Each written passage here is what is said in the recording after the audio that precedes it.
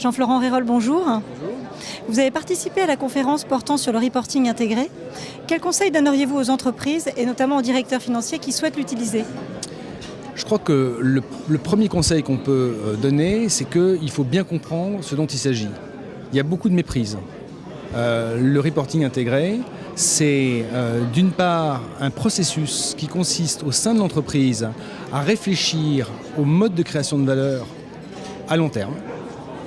Et le deuxième élément, c'est un processus de communication qui consiste à expliquer clairement aux investisseurs comment est-ce qu'on va créer cette valeur à long terme. On a cette double fonction. Ce n'est donc pas un standard.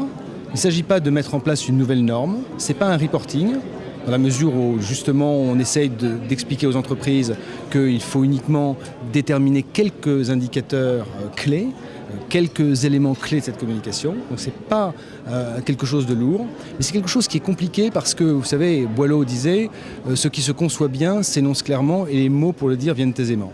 C'est vraiment ça dont il s'agit, c'est arriver à concevoir clairement son modèle de création de valeur pour l'expliquer clairement aux investisseurs, les investisseurs étant la cible privilégiée du reporting intégré. Le deuxième conseil qu'on peut donner, c'est qu'il faut absolument que la direction générale soit impliquée dans ces questions-là. La direction générale et le conseil d'administration, car c'est vraiment quelque chose de stratégique qui doit avoir l'adhésion complète au plus haut niveau. Sinon, ça ne marche pas. On le voit bien dans les expériences récentes. Puis la troisième chose, c'est qu'il faut être ambitieux, mais il ne faut pas être trop pressé. Il faut prendre son temps, comprendre les implications de ce genre de processus, bien identifier les paramètres qu'on veut faire ressortir auprès de la communauté financière. Donc, il faut y aller pas à pas. Et là encore, les expériences montrent qu'on arrive à d'assez bons résultats au bout de 2 ou 3 ans de réflexion et de mise en place progressive d'une démarche. Merci Jean-Florent Rérol.